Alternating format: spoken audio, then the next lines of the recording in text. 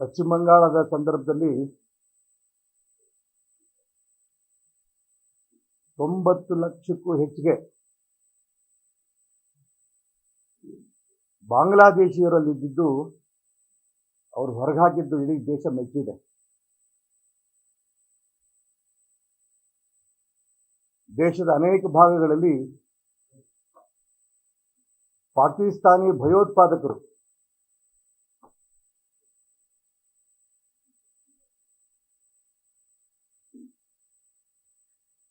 Voter list ಅಲ್ಲಿ ಸೇರ್ಕೊಂಡಿದ್ದು ನಾವೆಲ್ಲ ಗಮನಿಸಿದ್ದೇವೆ.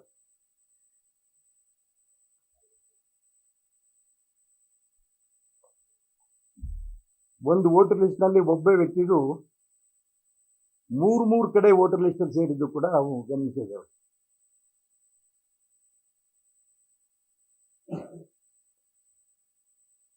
ಭಯೋತ್ಪಾದಕರು ಕೂಡ ದೇಶದ ಅನೇಕ ಭಾಗಗಳಲ್ಲಿ ಮನೆಗಳಲ್ಲಿ ಬಾಡಿಗೆ ತಗೊಂಡು ಯಾರಿಗೂ ಗೊತ್ತಿಲ್ಲದಂಗೆ ಭಯೋತ್ಪಾದಕ ಚಟುವಟಿಕೆಗಳು ನಡೆಸ್ತಾ ಸಿಕ್ಕಂಬಿದ್ದಿದ್ರು. ಅವರು ಕೂಡ ವೋಟರ್ ಲಿಸ್ಟ್ ಅಲ್ಲಿ ಇದ್ದುದು ನಾವು ಕಾಣ್ತಾ ಇದ್ದೇವೆ. ಈ ರೀತಿ ನಕಲಿ ದಾಖಲೆಗಳನ್ನು ಕೂಡ ಸೃಷ್ಟಿ ಮಾಡಿ ವೋಟರ್ ಲಿಸ್ಟ್ ಅಲ್ಲಿ ಸೇರಿಸಿದ್ದು ಗಮನಿಸ್ತಾ ಇದೆ. ಇದನ್ನ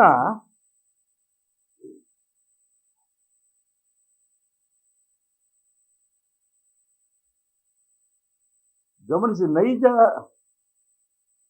ವೋಟರ್ ಲಿಸ್ಟ್ ಮತದಾರರ ಪಟ್ಟಿ ತುಂಬಾ ಪ್ರಾಮಾಣಿಕವಾಗಿ ಬರ್ತಾ ಇರೋದು ತುಂಬಾ ಸಂತೋಷ. ಈ ವೋಟರ್ ಲಿಸ್ಟ್ ರೆಡಿ ಮಾಡ್ತಾ ಇರೋದು, ಇದು ಪೂರ್ಣ ಬಳಸ್ಕೊಳ್ಳೋದು ರಾಜ್ಯ ಸರ್ಕಾರದ ಸಿಬ್ಬಂದಿನೇ. ಇಷ್ಟೆಲ್ಲ ಆದರೂ ಕೂಡ ಕಾಂಗ್ರೆಸ್ಸಿಗರು ಬಳಸ್ತಾ ಇರೋಂಥ ಪದಗಳು ನೋಡಿದ್ರೆ ಆಶ್ಚರ್ಯ ಆಗುತ್ತೆ. ಮಾನ್ಯ ಮಾಜಿ ಮುಖ್ಯಮಂತ್ರಿಗಳಾದ ಸಿದ್ದರಾಮಯ್ಯನವರು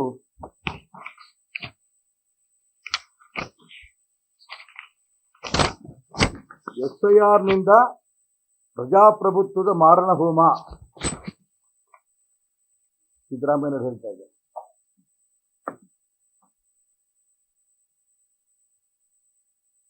ಬಾಂಗ್ಲಾದೇಶದವರು ವೋಟ್ ಮಾಡಿದ್ರೆ ಅದು ಪ್ರಜಾಪ್ರಭುತ್ವಕ್ಕೆ ಮಾರಣ ಹೋಮ ಆಗತ್ತಾ? ಪಾಕಿಸ್ತಾನದವ್ರು ಬಂದು ವೋಟ್ ಮಾಡಿದ್ರೆ ಮಾರಣ ಹೋಮ ಆಗತ್ತಾ? ಮೂರು ಜನ ವೋಟ್ ಮಾಡಿದ್ರೆ ಮಾರಣ ಹೋಮ ಆಗತ್ತಾ? ಭಯೋತ್ಪಾದಕರು, ಕಳ್ಳ ವೋಟರ್ಸು, ಇದೆಲ್ಲವೂ ಕೂಡ ಮುಖ್ಯಮಂತ್ರಿಗಳಿಗಾಗಿ ಅವರ ಅನುಭವ. BLOಗಳು ಇಡೀ ರಾಜ್ಯದಲ್ಲಿ ಪ್ರತಿ ಮನೆಗೂ ಬರ್ತಾರೆ, ಸ್ಪಷ್ಟವಾಗಿ ಚುನಾವಣಾ ಆಯೋಗ ಹೇಳಿದೆ. ನಾವು ಕೂಡ ರಾಷ್ಟ್ರಭಕ್ತ ಬಳಗದಿಂದ ಪ್ರತಿ ಬೂತ್ಗೂ ಕೂಡ BLOಗಳ ಜೊತೆಗೆ ಪ್ರತಿ ಮನೆಗೂ ನಮ್ಮ ಕಾರ್ಯಕರ್ತರು ಕಳಿಸ್ತಾ ಇದ್ದೀವಿ. ನೀವು ಕಳಿಸಿ.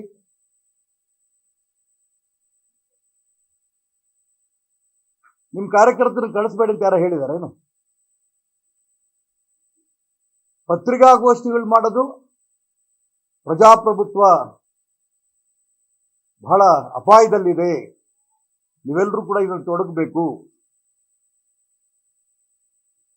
ಹರಿಪ್ರಸಾದ್ ಅಧ್ಯಕ್ಷರು ಏನು ಹೇಳಿಕೆ ಕೊಡ್ತಿದ್ರಿ ಅಂತ ಅವ್ರ ಮೈ ಮೇಲೆ ಜ್ಞಾನ ಇಲ್ಲ, ಅವರೇ ಹೇಳಿಕೆಗಳನ್ನು ಕೊಡ್ತಾರೆ. ನಾನು ಅವ್ರ ಹೇಳಿಕೆಯನ್ನು ನೋಡಿದೆ.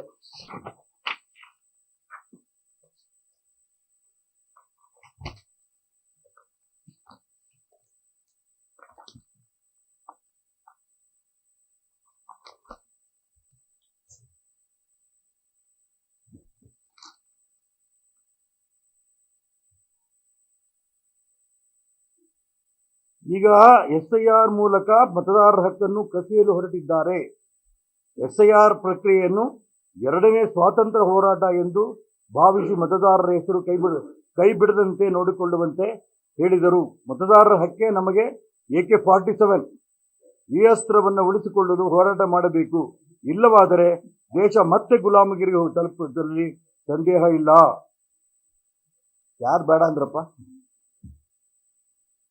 ನಿಮ್ಮ ಕಾರ್ಯಕರ್ತರು ಕಳಿಸ್ಬೇಡ್ರಿ BLOಗಳ ಜೊತೆಗೆ ಅಂತಾರೆ ಹೇಳಿದಾರೇನು? ಎರಡನೇ ಸ್ವಾತಂತ್ರ್ಯ. ನಾನು ಅದಕ್ಕೋಸ್ಕರ ಹೇಳ್ತಾ ಇರೋದು, ನಾನು ವಿವರವಾಗಿ ಅಷ್ಟು ಕೊಟ್ಟಿದ್ದೇನೆ. ಹಿಂದೆ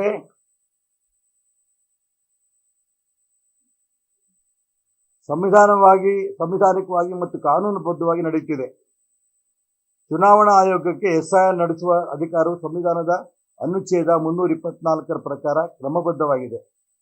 ಸುಪ್ರೀಂ ಕೋರ್ಟ್ ಹೇಳಿದ ಮಾತಿದು, ನಾನಲ್ಲ.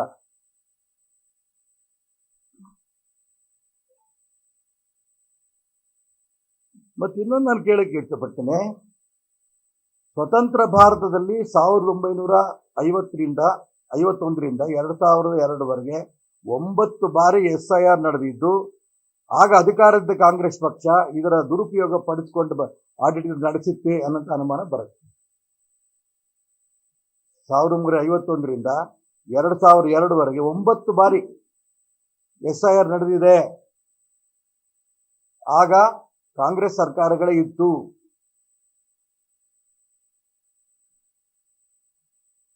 ಇದೆಲ್ಲ ಇದ್ರೂ ಕೂಡ ಯಾಕೆ ಈ ರೀತಿ ಹೇಳಿಕೆಗಳು ಕೊಡ್ತಾ ಇದ್ದಾರೆ? ಸುಮ್ಮನೆ ರಾಜ್ಯದ ಜನರಿಗೆ, ಮತದಾರರಿಗೆ ಏನೋ ಮಾಡ್ಬಿಡ್ತಿದ್ದಾರೆ ಮೋದಿ ಸರ್ಕಾರದಿಂದ. ಏನು ಮಾಡ್ತಿಲ್ಲ. ಬಾಂಗ್ಲಾದೇಶದವ್ರನ್ನ ಈ ದೇಶದಲ್ಲಿ ಇರೋದಕ್ಕೆ ಅವಕಾಶ ಕೊಡ್ಲಿಕ್ಕಿಲ್ಲ. ಪಾಕಿಸ್ತಾನದ ಭಯೋತ್ಪಾದಕರು ಈ ದೇಶದಲ್ಲಿ ಇರೋಕ್ಕೆ ಅವಕಾಶ ಇಲ್ಲ. 3 ಬಾರಿ ನಕಲಿ ಮತದಾನ ಮಾಡೋಕ್ಕೆ ಅವಕಾಶ ಕೊಡಲ್ಲ. ಅಸಲಿ ಮತದಾರರಿಗೆ ಬೆಂಬಲ ತಟ್ಟದೆ ಈ ಒಂದು SIRನ ಉದ್ದೇಶ. ಹೀಗಿರ್ಬೇಕಾದ್ರೆ ಇವರು ಒಂದು ರೀತಿಯ ಸುಳ್ಳು ಆಪಾದನೆಗಳನ್ನ ಮಾಡ್ತಾ ಕಳ್ಳ ಮತದಾನಕ್ಕೆ ಬೆಂಬಲ ಕೊಡುವಂಥ ಪ್ರಯತ್ನ ನಡೆಸ್ತಾ ಇದ್ದಾರೆ. ನಾನು ಅದಕ್ಕೋಸ್ಕರ ಪ್ರಾಮಾಣಿಕವಾಗಿ ಹೇಳಕ್ಕೆ ಇಷ್ಟಪಡ್ತೇನೆ, ಈಗ ಪಶ್ಚಿಮ ಬಂಗಾಳ, ಹರಿಯಾಣ ಈ ಭಾಗದಲ್ಲೂ ಕೂಡ ಚುನಾವಣೆ ನಡೆದು ಅಲ್ಲಿ ಭಾರತೀಯ ಜನತಾ ಪಾರ್ಟಿ ಸಿಕ್ಕಾಪಟ್ಟೆ ಸೀಟ್ ಗೆದ್ದು ಕಾಂಗ್ರೆಸ್ ಲೆಕ್ಕಕ್ಕಿಲ್ಲ ಅನ್ನಂಗೆ ಆಯ್ತು. SIR ಮುಖಾಂತರ ಆಯ್ತಾ ಇದು? ಕೇರಳದಲ್ಲಿ ಗೆದ್ರಲ್ಲ ನೀವು, ಅದಕ್ಕೇನು ಉತ್ತರ ಕೊಡ್ತೀರಿ?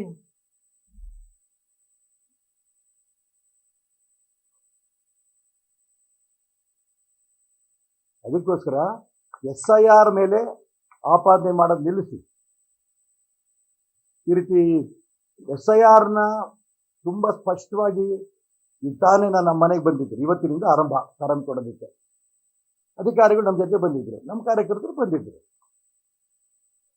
ಬರೀ ನೀವು ಭಾಷಣ ಹುಡ್ಕೊಂಡು ಕೂತ್ಕೋಬೇಡಿ, ಪತ್ರಿಕಾಗೋಷ್ಠಿಗಳ ಮುಖಾಂತರ ಮಾಡಬೇಡಿ. ಕಳಿಸಿ ನಿಮ್ಮ ಕಾರ್ಯಕರ್ತನ ಮನೆಗೆ, ಬೇಲೋಗಳ ಜೊತೆ ಹೋಗ್ಲಿ. ಅವ್ರಿಗೂ ಗೊತ್ತಾಗುತ್ತೆ ಈಗಿನ ಮತದಾನ ಪಟ್ಟಿನಲ್ಲಿ ಎಷ್ಟು ಕಳ್ಳೋಟಿದ್ದಾವೆ, 2 ಕಡೆ 3 ಕಡೆ ಎಷ್ಟು ಜನದ್ದಿದೆ. ನೀವು ಹೇಳ್ತಿರಲ್ಲ ಮುಸಲ್ಮಾನರು ನಮ್ಮ ಓಟು, ಆ ಮುಸಲ್ಮಾನರು ಒಂದೇ ಕಡೆ ಇದ್ದಾರಾ? ಆ ಮುಸಲ್ಮಾನರು ಓಟು 2 ಕಡೆ ಇದೆಯಾ, 3 ಕಡೆ ಇದೆಯಾ? ಹೊರಗೆ ಬರಲಿ, ಅದು ಸಿಗ್ತಾ ನಿಮ್ಗೇನಾರು?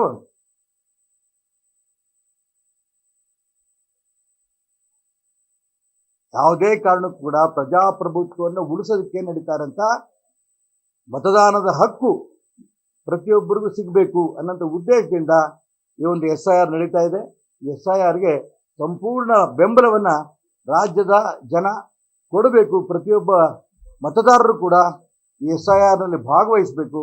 ಇದ್ರ ಮುಖಾಂತರ ಪ್ರಜಾಪ್ರಭುತ್ವ, ನ್ಯಾಯಬದ್ಧವಾದ ಪ್ರಜಾಪ್ರಭುತ್ವ.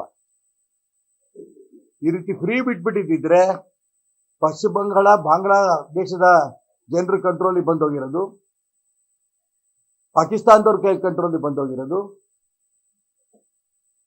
ಹಾಗಾಗಿ ವಿದೇಶಿ ವ್ಯಕ್ತಿಗಳ, ದೇಶದ್ರೋಹಿಗಳ ಮತದಾನ ಆಗದೇ ಇರೋ ರೀತಿ ನೋಡ್ಕೊಳ್ಳೋದಕ್ಕೋಸ್ಕರ ಈ SIR ಒಂದು ವ್ಯವಸ್ಥೆ ನಡೀತಾ ಇದೆ.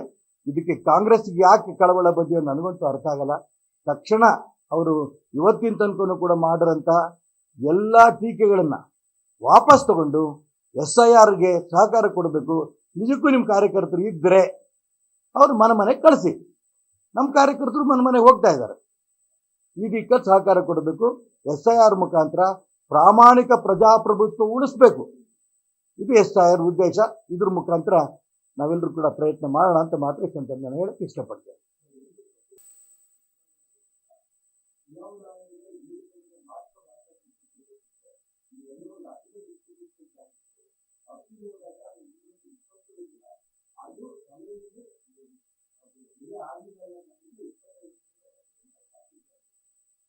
ಆಯ್ತು, ನಿಮ್ ಲೆಕ್ಕನೇ ಇರ್ಲಿ.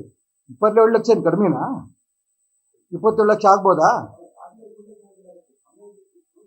ನಾನು ಹೇಳ್ತೀನಲ್ಲಪ್ಪ, ದಾಖಲೆಗಳು ಕೊಡಿಸಿ.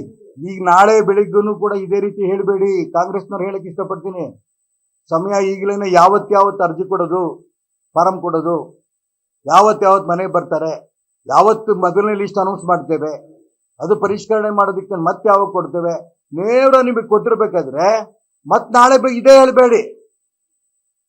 ನಿಮ್ಗೆ ಆರ್ಗನೈಸೇಷನ್ ಇಲ್ಲ ಅಂತ ಒಪ್ಕೊಳ್ಳಿ. ಇಲ್ಲ ಅಂದ್ರೆ ನಿಮ್ ಕಾರ್ಯಕರ್ತರು ಹೋಗ್ಲಿ ಮನೆಗೆ ಬೇರೆಯವ್ರ ಜೊತೆಗೆ. ಅದಕ್ಕೋಸ್ಕರ ಹೇಳಕ್ ಇಷ್ಟಪಡ್ತಿರೋದು. ಅವ್ರು ಹೇಳ್ತಿರೋದು ಹಂಗಾರೆ ಪಶ್ಚಿಮ ಬಂಗಾಳ, ಹರಿಯಾಣ ಹೆಂಗೆದ್ರು ಈಗ ಹೇಳ್ತಾ ಇದಾರಲ್ಲ, ಅವರು ಪ್ರಾಮಾಣಿಕ ವೋಟರ್ಸ್ ಅಂತ ಆಯ್ತು ಅಂತ ಈಗ ಒಪ್ಕೊಂಡಂಗಾಯ್ತು ಅವರೇನೆ. ಅದಕ್ಕೋಸ್ಕರ ಹೇಳ್ತಾ ಇರೋದು, ಯಾವ ವ್ಯವಸ್ಥೆ SIR ಮುಖಾಂತರ ಆಗತ್ತೆ ಈ ರಾಜ್ಯಕ್ಕೆ, ದೇಶಕ್ಕೆ, ಇದು ಒಳ್ಳೇದೇ. ಎಷ್ಟು ಕಡೆ ನಾವು ನೋಡಲ್ಲ. ನಾನು ಮೊನ್ನೆ ಇವರೊಬ್ರದ್ದು ಚರ್ಚೆ ಆಗ್ತಾ ಇದ್ದಲ್ಲ, ಫಿಲ್ಮ್ ಆಕ್ಟರ್ ಪ್ರಕಾಶ್ ರಾಜ, ಅವ್ರದ್ದೇನೆ 2 ಕಡೆನೋ 3 ಕಡೆ ಇದೆ.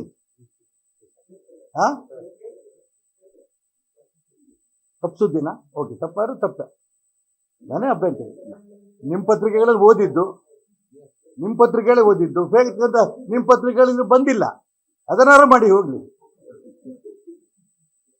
ಫೇಕ್ ಸುದ್ದಿ ಅಂತ ಇಲ್ಲ, ಫೇಕ್ ನಾನ್ ನೋಡಿದ್ನಪ್ಪ, ಅದು ಆಮೇಲೆ ಬಂತಾ? ರೈಟ್. ಅದಕ್ಕೋಸ್ಕರ ನಾನು ಹೇಳ್ತಾ ಇದ್ದೀನಿ, ಹಾಗಾದ್ರೆ 2 ಕಡೆ 3 ಕಡೆ ವೋಟರ್ ಲಿಸ್ಟ್ ಹೆಸರು ಇಲ್ಲೇ ಇಲ್ವಾ? ಹೇಳಿ ಪತ್ರಕರ್ತರು ನೋಡೋಣ. ಪ್ರಕಾಶ್ ರಾಜ್ ಇಲ್ಲ, ಒಪ್ಕೊಂಡೆ, ಬೇರೆ ಇಲ್ವಾ? ಅದು ಹಂಗೆ ಇರ್ಬೇಕಾ? ಹಂಗೆ ಇದ್ರೆ ಪ್ರಜಾಪ್ರಭುತ್ವ ಉಳಿಯುತ್ತಾ ಸಿದ್ದರಾಮಯ್ಯ ಲೆಕ್ಕದಾಗೆ? ಯಾರಿಗೆ? ರಾಹುಲ್ ಗಾಂಧಿ 2 ಕಡೆ ಇದ್ದಿದ್ದಕ್ಕೆ ಪ್ರಕಾಶ್ ರಾಜ್ ಇಲ್ಲ. ನೀವೇ ಹೇಳ್ತೀರಿ ರಾಹುಲ್ ಗಾಂಧಿ 2 ಕಡೆ ಇದೆ, ನೋಟಿಸ್ ಕೊಟ್ಟಿದ್ದಾರೆ. ಇದಕ್ಕೇನು ಹೇಳ್ತೀರಿ? ಇದಕ್ಕೆ ಸಿದ್ದರಾಮಯ್ಯ ಹೇಳ್ತಾರೆ. ರಾಹುಲ್ ಗಾಂಧಿ ದತ್ತುಪುತ್ರ ಹರಿಪ್ರಸಾದ್ ಏನ್ ಹೇಳ್ತಾರೆ? ರಾಹುಲ್ ಗಾಂಧಿ 2 ಕಡೆ ಇರೋ ಸತ್ಯ ಹೋಗ್ಲಿ, ನೋಟಿಸ್ ಕೊಟ್ಟಿರೋ ಸತ್ಯನಾ ಹಾಗೆ ಉಳಿಬೇಕಾ?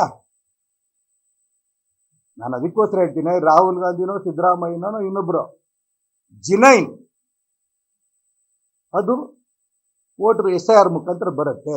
ಯಾಕೆ ನಿಮಗೆ ಎಷ್ಟು ದಿನಾಭಿವರು ಕೂಗ್ತಾ ಇರೋ ಭಾಷಣಗಳು ನೋಡ್ಬಿಟ್ರೆ ಪ್ರಜಾಪ್ರಭುತ್ವದ ಮಾರಣ ಹೋಮ. ಮುಖ್ಯಮಂತ್ರಿಗಳ ಬಾಯಲ್ಲಿ, ಮುಖ್ಯಮಂತ್ರಿ ಆದವ್ರ ಬಾಯಲ್ಲಿ ಬರುತ್ತ ಮಾತು.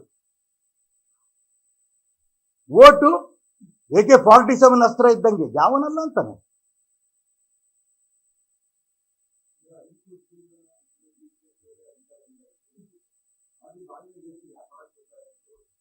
ಅವ್ರಿಗೆ ಬಿಜೆಪಿ ಇರುತ್ತೆ. ನಾನು ಏನೇನು ಸಮಸ್ಯೆಗಳಿದೆ, ಈ SIR ಮುಖಾಂತರ ಏನು ನ್ಯಾಯ ಸಿಗತ್ತೆ, ಇದನ್ನ ನಾನು ಹೇಳ್ತಾ ಇದ್ದೀನಿ. ಇದಕ್ಕೆ ಯಾಕೆ ಕಾಂಗ್ರೆಸ್ನವ್ರ ವಿರೋಧ?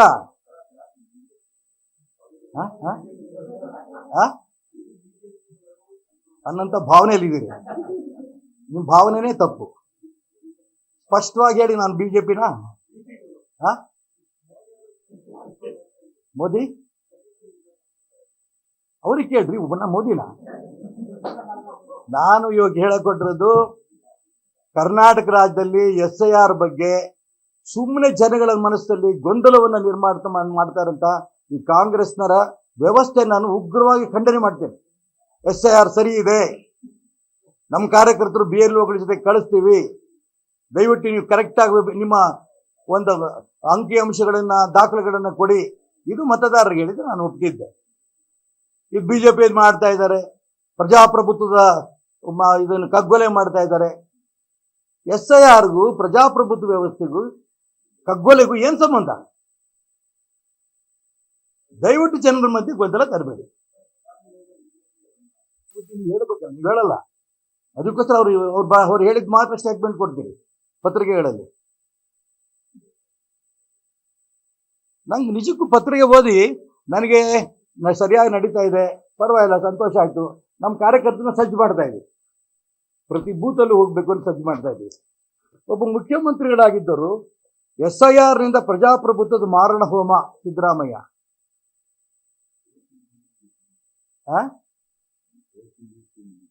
ನಾನು ಅದಕ್ಕೆ ಹೇಳ್ತಾ ಇರೋದು, ಈ ರೀತಿ ಯಾವುದೇ ಕಾರಣಕ್ಕೂ ಈ ರೀತಿ ಜನರನ್ನ ದಿಕ್ ತಪ್ಪಿಸ್ಬೇಡಿ. ಹಾಗಾದ್ರೆ ಹಿಂದೆಲ್ಲ ನೀವು ಗೆದ್ದಿದ್ದೀರಲ್ಲ SIR ಮಾಡಿಕೊಂಡು 1951ರಿಂದ 2002 9 ಬಾರಿ SIR ನಡೆದಿದ್ದು. ಆಗ ಅಧಿಕಾರದ ಕಾಂಗ್ರೆಸ್ ಪಕ್ಷ ಇದರ ದುರುಪಯೋಗ ಪಡಿಸ್ಕೊಂಡಿತ್ತು ಅಂತ ಹಂಗಾರೆ ಹೇಳ್ಬೇಕಾ? ಇದಕ್ಕೋಸ್ಕರ ಹೇಳ್ತಾ ಇದ್ದೀನಿ, ಯಾವುದೇ ಕಾರಣಕ್ಕೂ ಜನರನ್ನ ದಾರಿ ತಪ್ಪಿಸ್ಬೇಡಿ. ನಿಮಗೆ ತಾಕತ್ತಿದ್ರೆ ನಿಮ್ಮ ಭಾಷಣಗಳು ನಿಲ್ಲಿಸಿ BLOಗಳ ಜೊತೆಗೆ ನಿಮ್ಮ ಒಬ್ಬೊಬ್ಬ ಕಾರ್ಯಕರ್ತ ಕಳಿಸಿ ಸ್ಪಷ್ಟವಾಗಿ ನ್ಯಾಯಬದ್ಧವಾದ ವೋಟರ್ ಲಿಸ್ಟ್ ಸಿಗತ್ತೆ. ಜನರಲ್ ಗೊಂದಲ ನಿರ್ಮಾಣ ಮಾಡಬೇಡಿ. ಅವರಾಗಲಿ ತುಂಬಾ ಕಷ್ಟ ಮಾಡಿದ್ದಾರೆ.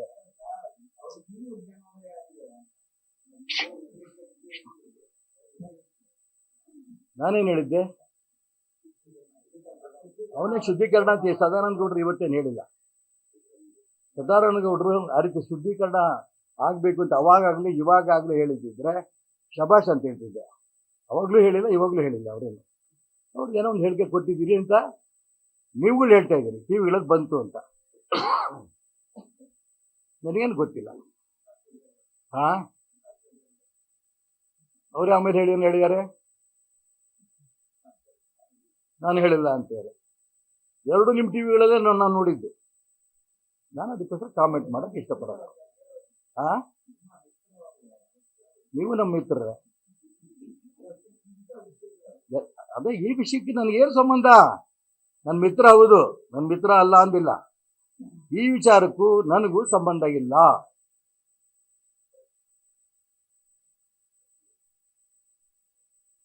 ನಾವೀಗಾಗಲೇ ನಮ್ಮ ಶಿವಮೊಗ್ಗ ನಗರದ ಎಲ್ಲಾ ಬೂತ್ಗಳಿಗೂ ಕೂಡ BLOಗಳ ಜೊತೆಗೆ ನಮ್ಮ ಕಾರ್ಯಕರ್ತರು ಕಳಿಸ್ತಾ ಇದ್ದೀವಿ.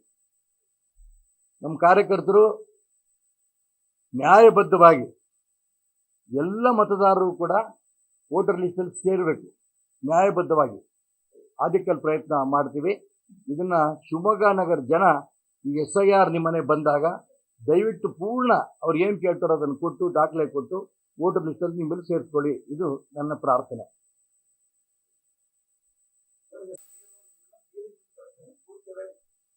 ಆಫೀಸರ್ ಒಬ್ಬ ಕಾರ್ಯಕರ್ತ ಹೋಗಿ ಯಾವನ್ ಬೇಕು ರೀ? ಯಾವಂದಾರು ಪರ್ಮಿಷನ್ ಬೇಕಾ?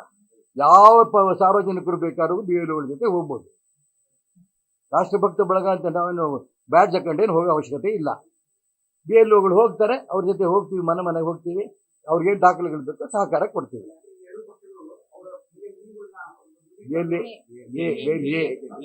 ಏಜೆಂಟ್ಗಳನ್ನ ನಮ್ಮಲ್ಲಿ ಆಗ್ಲೇ ಆಗೋಗಿದೆ. ನಿನ್ನೆ ನಮ್ಮ ಸಂಘಟನೆ ಎಷ್ಟರ ಮಟ್ಟಿಗಿದೆ ಅಂತ ನಿನ್ನೆ ನಡೆದಂತ ಒಂದು ಪಂಪ್ ಸ್ಟೋರೇಜ್ ಬಗ್ಗೆ ನೋಡಿದ್ದೀರಿ.